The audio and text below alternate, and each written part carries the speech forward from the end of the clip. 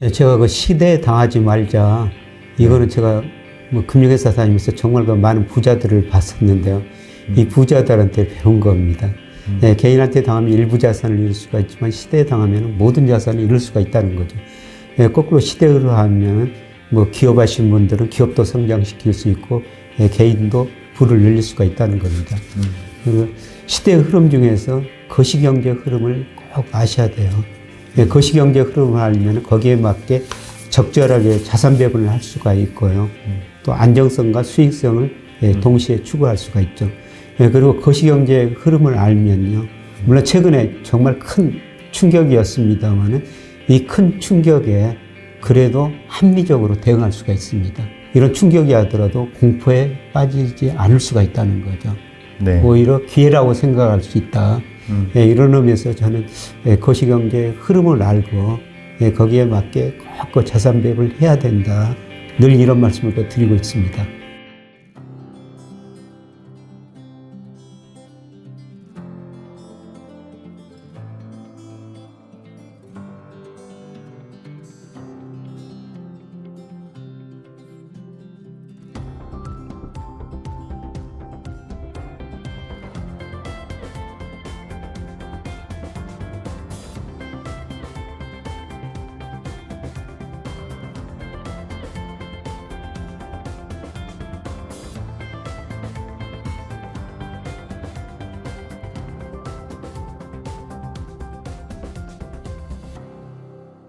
네, 안녕하세요. 김영의 경제스쿨 구독자 여러분. 네, 저는 김영희 교수님을 모시고 여러분들께 유튜브로 좋은 정보를 제공드리고자 노력하고 있는 어서얼라이언스의 김선우라고 합니다. 거의 1년 만에 출연을 하는 것 같아요. 그래서 지난 1년 전에도 어떤 변곡점에서 구독자분들께서 궁금해하실 만한 내용들을 교수님께 여쭤보려 나왔었는데요. 이제 저희도 최근에 지금 이제 많은 시장의 변화가 있어서 구독자분들께서 궁금해하실 만한 것들을 많이 정리해서 오늘 이 자리에 다시 서게 됐습니다. 제가 전문 진행자가 아니기 때문에 진행이 좀 많이 미숙한 점들이 있는데요. 양해 말씀 부탁드리고 그리고 끝까지 시청해 주시면 좋은 말씀 나눠드리도록 노력하겠습니다.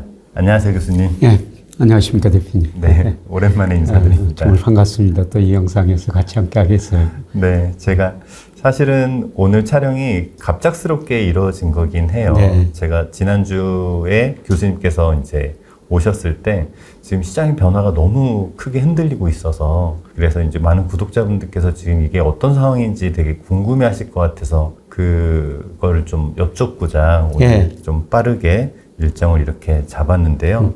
이렇게 귀한 자리에 먼저 초대해 주셔서 감사드리고요. 교수님, 제가 이제 좀 단도직입적으로 좀 빠르게 좀 몇 가지 질문을 드리도록 할게요. 지금 시장이 너무나 빠르게 급변하고 있어가지고 지금 이제 많은 분들이 혼란도 있으시고 또 여기에 맞는 정확한 대응 방법도 알고 싶어 하시는 분들이 많으신 것 같아요. 그래서 첫 번째 질문부터 단도직입적으로 여쭤보면요. 지난 5일에 코스피가 이제 장중에 거의 한 10%가 넘게 급락하고 코스닥도 한 14% 가까이 하락하면서 시장에 큰 충격을 줬잖아요. 그 가장 큰 원인이 무엇인지 좀 궁금합니다. 세 가지가 겹쳐져 있었어요. 미국 경제가 침체에 빠질 것이다. 그 다음에 엔화가 급격하게 강세되니까 엔캐리 트레이드가 청산될 것이다. 그 다음에 일부에서 중동 사태가 악화되면서 5차 중동 전쟁이 일어날 것이다. 그러면서 전 세계적인 투자자들이 심리적 공황에 빠진 것 같아요. 그래서 모든 주식을 거의 다 많이 팔아버린 것 같습니다. 그래서 특히 뭐 우리 주가, 일본 주가, 뭐 대만 주가 이런 주가 중심으로 많이 떨어졌죠. 그리고 이런 컴퓨터 매매라는 게 있거든요. 그것들이 주가가 떨어지면 더 팔아버려요. 이런 매매도 합세하면서 주가가 단기에 더 급락했던 것 같아요. 컴퓨터 매매라고 하는 거는 자동 거래봇 이런 거 말씀하시는 거죠? 그렇습니다. 자동 거래봇. 근데 또 다음 날은 또 이렇게 또 급반등을 하고 그리고 지금은 이렇게 좀 계속 시장이 왔다 갔다 하고 있는데요. 좀 단기적으로의 전망이 좀 장기적인 전망도 궁금한 분들이 많겠지만 좀 단기적으로 지금 어떻게 시장이 좀 어떤 국면에 들어갈지 좀 많은 분들이 궁금해 하실 것 같아요. 제가 제 유튜브 방송하면서 7월 중순부터 한 달 정도는 조정이 올 것입니다. 이런 말씀을 드렸었어요. 그 근거는 미국 실업률이 올라가면서 미국 경제 침체 이야기가 나오면서 미국 주가 가대평가인데 미국 주가가 떨어지면서 외국인들 우리 주식을 팔 것이다. 예, 그 다음에 제가 월별로 그 일평균 수출 금액, 그 다음에 뭐 추세를 그어야죠. 추세에서 2로 벗어났냐, 얼마나 벗어났냐. 그런 걸 가지고 보니까 7월 말에 좀 많이 벗어났었거든요. 네, 예. 예, 그래서 조정을 보일 것이다. 그런 말씀을 드렸는데 예, 실제로 제 예상보다 훨씬 더 깊은 조정이 왔어요. 네. 예, 그런데 뭐 단기 지금 반등하고 있습니다. 여기서 급등하기보다는 네. 뭐 저는 9월 초까지 예, 지금도 엔캐리 트레이드 문제, 중동 사태 문제 이런 거 여전히 불확실성이 남아 있고요. 네. 미국 경제 불확실성도 남아 있어요. 예, 그래서 단기적으로는 조금 더 최근에 반등하고 있으면 조정을 거칠 것 같습니다. 예, 그러나 저는 9월 중순 이후에는 뭐 이런 불확실성이 뭐 많이 해소되면서 연말까지는 주가가 상당히 좀 많이 오르리라고 보고 있어요. 아, 그래서 네.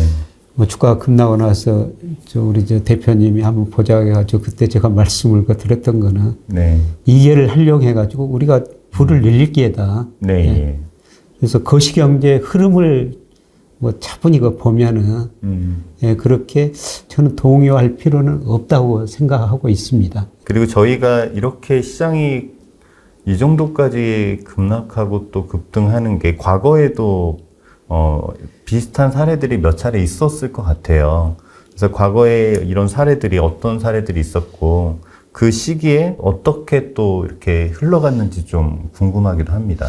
예, 제가 88년에 증권회사 12월에 입사했었는데요. 예, 그때 그 주가 정말 많이 오르기 시작했습니다. 예, 그리고 4월 7일 날 주가가 1007 찍고 급락하기 시작했고요. 예, 그리고 또 97년 외환위기를 겪으면서 외환위기요? 급락했죠. 네. 예, 그 다음에 2000년 9.11 테러를 겪으면서 또 급락했고요. 네. 2008년 또 금융위기가 있었죠. 네. 예, 그때도 또 급락했어요. 예, 그리고 2020년 또 3, 4월에 코로나가 있으면서 주가가 급락을 했지 않습니까? 네, 맞습니다. 네. 예, 그런데 시간이 가면은 주가라는 게 결국은 주가 지수는 경제 성장을 반영하고 그 다음에 개별 종목 주가는 그 기업의 이익을 반영하거든요. 네. 예, 결국 급락했던 게 제자리 돌아와요. 지나고 보면은 다 기회가 됐었죠. 근데 이번에도 저는 뭐 우리 경제 변수에 비해서 지금 주가가 굉장히 저평가돼 있거든. 특히 명목 GDP에 비해서 제가 평가해 보니까 그때 주가가 급락했을 때 한 24%나 저평가됐어요. 국내 시장이요? 예, 예. 네, 예, 그런데 24% 저평가된 거는 우리 2000년 이후 이 정도 저평가된 건 없었습니다. 네. 네, 그래서 저는 뭐 그날 그 주가 떨어진 걸 보고 참 그 투자자들이 혼란스러워 하실 것 같다. 제가 좀 더 센 경고를 했을 텐데 그런 네. 거 후회도 들었었습니다만 그 주가 조정이라고 말씀을 드려가지고 네. 그런 뭐 생각도 들었습니다만 결국은 또 주식을 싸게 살 기회다. 네. 예. 그런 생각이 확 들었습니다. 그러니까 제가 그날 교수님께서 긴급 점검 영상들을 이렇게 예. 당일하고 그 다음날 올려주셨을 때 구독자분들께서 쓰신 댓글을 좀 읽어봤어요. 근데 또 진짜 꽤 많은 분들이 미리 대비를 해서 본인들은 그런 좀 리스크를 해지할 수 있었다 이런 말씀들을 하시더라고요. 사실 뭐 제 프로그램에 참여하신 분들한테는 네. 계속 강조해서 그 말씀을 드렸어요. 네. 그냥 매월 초에 말씀드리고 그다음에 저 일평균 수출 금액이 발표되는 11일, 1일, 21일 이거 봐가지고 지금은 좀 참으실 때입니다. 네. 예. 주식을 사시더라도 조금만 좀 참고 계십시오. 네. 예. 이런 말씀을 계속 들어가지고요. 아마 제 프로그램에 같이 공부하신 분들은 네. 조금 이번 피해를 피해갔을 것 같습니다. 네.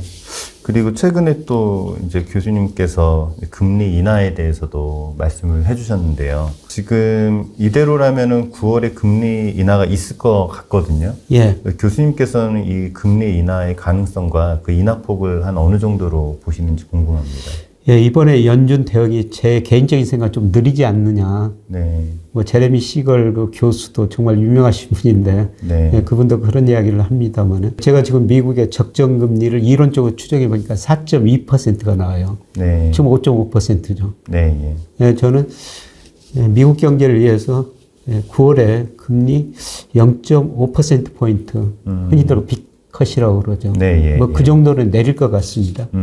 예, 그것뿐만 아니라 내년 상반기가 저는 미국 경제가 침체에 빠질 거라고 보는데 물론 깊은 침체는 아니지만은 네. 뭐 그 정도 되면은 11월, 12월에 네. 계속 좀 금리를 인하할 거로 보고 있습니다. 그리고 연말 되면은 뭐 제가 적정금리로 추정하는 4.2% 네. 뭐 그 근처까지 오지 않을까 그렇게 전망하고 있습니다.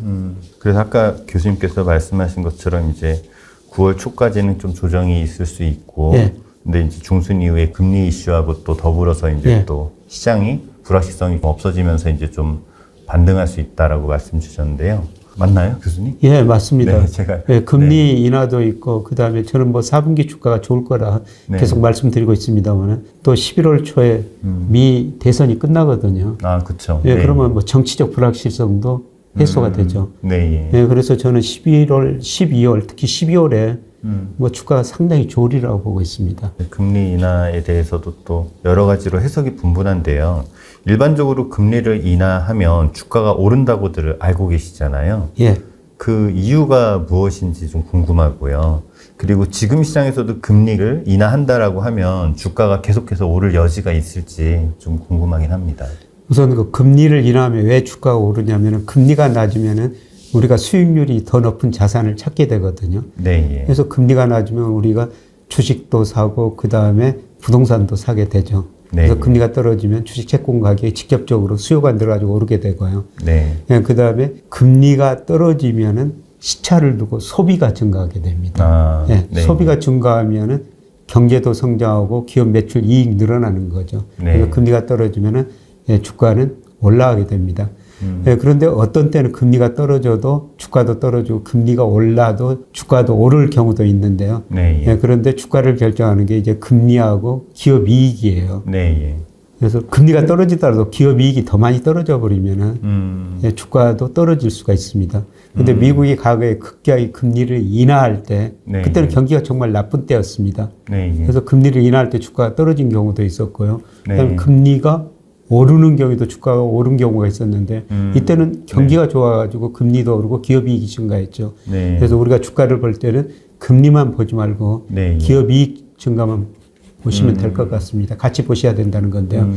네, 그런데 4분기에는 금리가 더 많이 떨어지고 네. 기업 이익 증가세도 좀 둔화될 것 같습니다만은 금리 하락폭이 더 클 거라는 거죠. 네. 네, 그래서 이게 주가에 그 긍정적으로 작용할 것 같습니다. 그 저처럼 금융과 경제에 대해서 잘 모르는 사람들은 그냥 막연히 금리를 내리면 주가는 오를 거라 이렇게 생각을 하는 것 같아요. 저도 그랬고요. 예. 근데 좀 확실하게 이제 오늘 금리와 기업 이익, 예, 여기서 이제 주가가 연동된다는 부분들을 좀 알 수 있을 것 같은데요. 금리 인하폭을 0.5까지 보시는 근거가 혹시 어떤지 여쭤봐도 될까요? 네, 미국 경기가 지금 소비 중심으로 이축되고 있고요. 네, 예. 제가 며칠 전에 그 긴급진단 유튜브에서 그 말씀을 드렸습니다만, 네, 제가 소비 사이클을 구해 보니까 이미 소비 사이클이 많이 둔화되고 있어요. 네. 장기 추세 밑으로 떨어졌습니다. 네. 소비가 그 둔화되는 이유는 미국 가계 저축률이 낮아졌고, 그 다음에 중간 가구의 소득이 줄어들고 있고, 금리 부담이 높아졌기 때문입니다. 그래서 가계 소비가 줄어들면은 기업도 고용을 줄일 수밖에 없죠. 네, 그 예. 고용 줄이면은 또 가계 소득이 줄어드니까 소비가 더 감소할 수밖에 없습니다. 예, 그래서 아마 내년 상반기에는 미국 경제가 소비 중심으로 마이너스 성장할 가능성이 높아요. 네. 예, 그렇게 되면은 미 연준이 금리를 빨리 내릴 수밖에 없죠. 예, 그리고 중요한 거는 미국의 지금 연방 기준금리 목표수준이 5.50%, 상한선이 5.50%인데요. 네. 이 적정금리를 추정해 보니까 4.2%.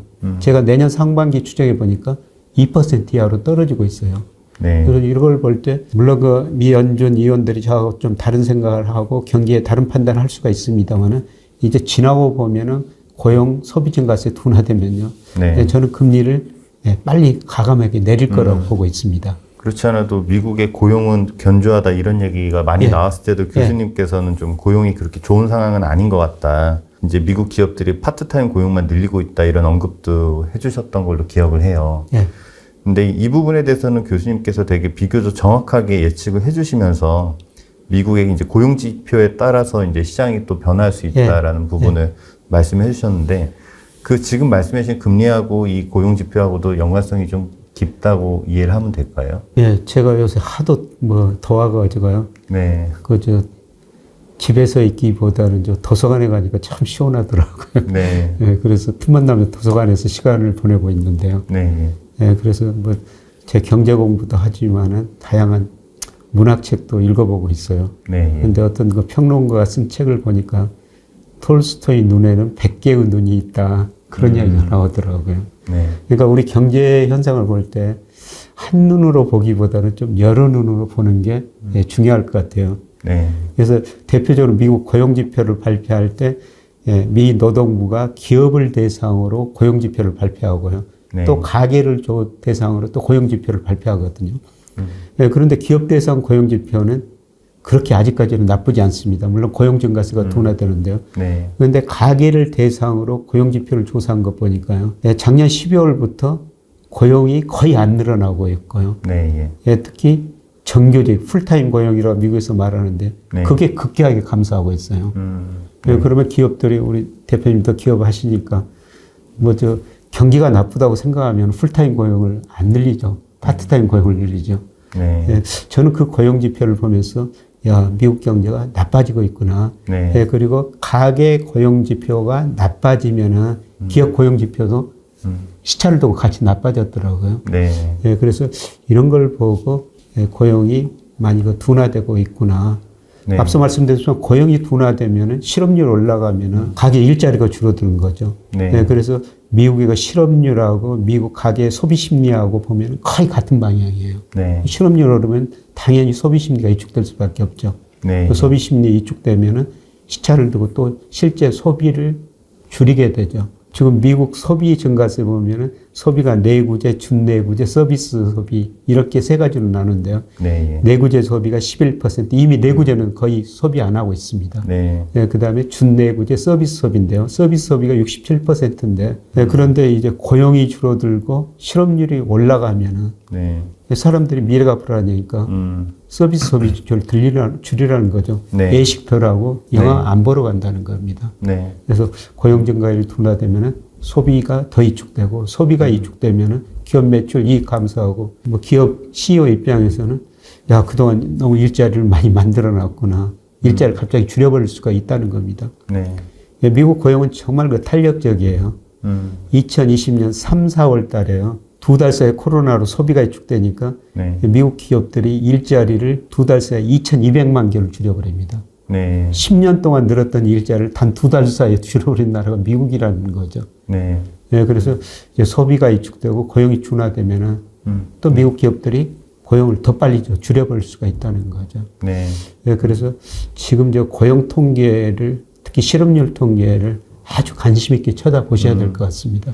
그래서 교수님께서 이제 여러 책들을 읽으시고 방금 이제 톨스토이 얘기도 해주셨는데 또 교수님께서 직접 또 집필하신 책도 많으신데 제가 오늘 이 교수님 인터뷰를 준비하면서 예전에 교수님께서 쓰신 책들을 다시 한번 좀 훑어봤어요. 근데 역시 이제 교수님께서 가장 많이 자주 언급해 주신 말씀이 개인에게 당하면 작은 돈을 잃지만 시대에 당하면 큰 돈을 잃을 수 있다. 이런 말씀을 자주 언급해 주셨던 기억이 나는데요. 근데 지금 같은 시대에 저희가 큰 돈을 잃지 않는 게 되게 중요한 것 같아요. 그래서 저희가 어떤 대비와 준비를 하는 게 좋을지 그냥 진짜 구독자분들께 저희 이제 경제스쿨 스태프분들한테도 조언을 많이 해주시는데 구독자분들께 한번 그런 조언을 좀 솔직하게 해주시면 감사할 것 같습니다. 네, 제가 시대에 당하지 말자.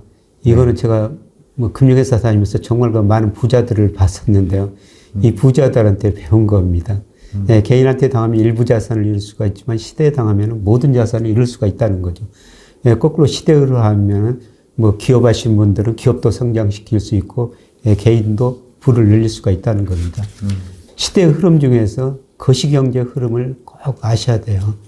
거시경제 흐름을 알면 거기에 맞게 적절하게 자산 배분을 할 수가 있고요. 또 안정성과 수익성을 동시에 추구할 수가 있죠. 그리고 거시경제 흐름을 알면요. 물론 최근에 정말 큰 충격이었습니다만은 이 큰 충격에 그래도 합리적으로 대응할 수가 있습니다. 이런 충격이 하더라도 공포에 빠지지 않을 수가 있다는 거죠. 네. 오히려 기회라고 생각할 수 있다. 예, 이런 의미에서 저는 예, 거시경제 흐름을 알고 예, 거기에 맞게 꼭 자산 배분을 해야 된다. 늘 이런 말씀을 드리고 있습니다. 교수님 이제 기회라는 단어를 계속 이제 아까 제자분 통해서도 이렇게 언급을 해주셨는데요. 진짜로 교수님께서는 사석에서도 기회다라고 자주 말씀을 해주시는 것 같아요. 그래서 지금이 어떻게 보면 우리가 시대에 당하지 않고 경제 흐름을 잘 따라가면은 또 돈을 벌 수 있는 기회다라고 말씀 주시는데, 이렇게 또 변동성이 큰 시장에서 개인 투자자들이 그 기회를, 그러니까 위기를 기회로 만들려면은 어떤 부분들을 좀 미리 준비를 하고 대비를 하면 좋을까요? 앞서 처음에 제가 증권회사 거의 지금 주식을 보면서 한 30년간 지켜봤는데요. 네. 늘 사이클이 존재하고 위기가 있었어요. 그런 위기 다음에 부를 늘릴 수 있는 기회였었습니다. 네. 예, 제가 부자들 많이 만나고 이야기도 드렸었습니다만, 예, 부자들 특징은 그 위기 때 현금이 네. 있었어요. 예, 그리고 용기가 있었습니다.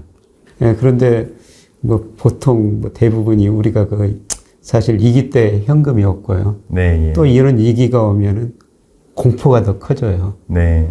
예, 그런데 부자들 보면은 용기가 있습니다. 자기가 가지고 있는 현금뿐만 아니라 또 그동안 은행에서 신뢰를 쌓았기 때문에 은행에서 돈 벌리다가 네. 레버리지까지 일으키는 그런 부자도 있었어요. 네. 예, 그러다 보니까 위기 다음에 또 자산가격이 오르죠. 그 다음에 부가 오히려 더 늘어나는 거예요. 네.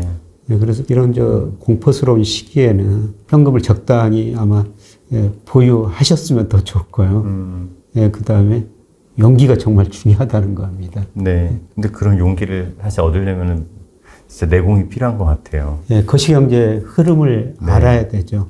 예, 그리고 경시경제 흐름뿐만 아니라 주시장에 오래 계신 분들은 이런 사이클을 분명히 아실 거예요. 네. 이런 어려운 사이클 다음에는 또 좋은 사이클이 있었다. 네. 주가가 저평가되면 반드시 제자리 간다.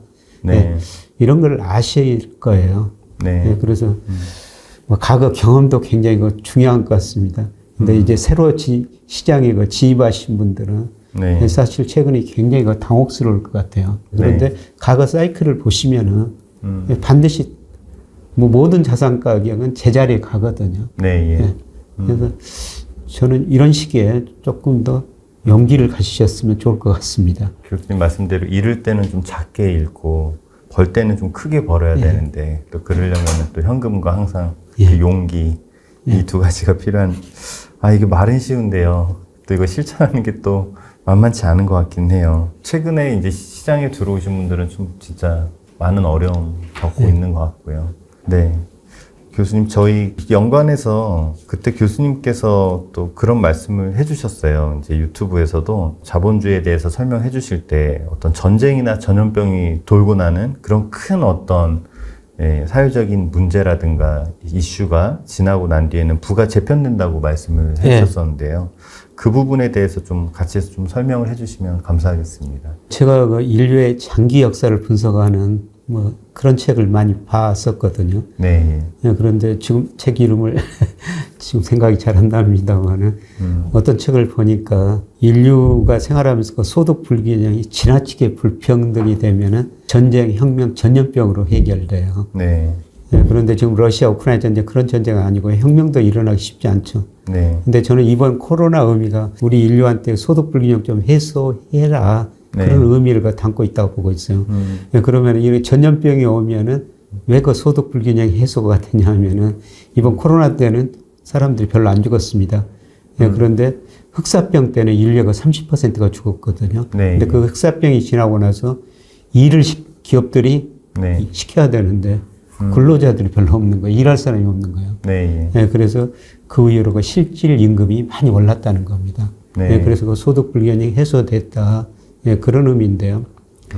예, 최근에 미국 질병예방센터 CDC라고 그러죠. 네. 예, 거기 전 국장이 정말 확신에 차서 이런 말을 해갖고 있어요. 예, 고병원성 조류 독감이 오고 있다. 이거는 치사율이 50%가 넘는다. 네. 그런 거 무서운 거 전망을 하고 있는데요. 그런 거에 안 오길 바라지만은 네. 그런 걸 막기 위해서 우리가 소득 불균형을 좀 해소해야 된다는 겁니다. 그래서 우리가 소득 불균형을 해소하려면은 좀 나누고 네. 사셔야 된다는 건데요. 그래서 부끄러운 이야기입니다. 어떻게 제 책을 여기다 많이 그동안 쓴 걸 여기다 이거 귀한 책인데요. 예, 전시를 네. 해놨네요. 절판된 책도 예. 있고요. 그래서 네. 이 책 전부 인쇄가 들어오는데요. 지금도 조금씩 들어오는데 인쇄 전부 기부하고 있고요. 지금도 계속 하고 계시잖아요. 예. 네. 그래서 제가 몇 번 말씀드렸습니다만 이 넥타이 4,300만 원짜리 넥타이입니다. 아, 기부하고 받으신. 예, 저희 학교에서 네.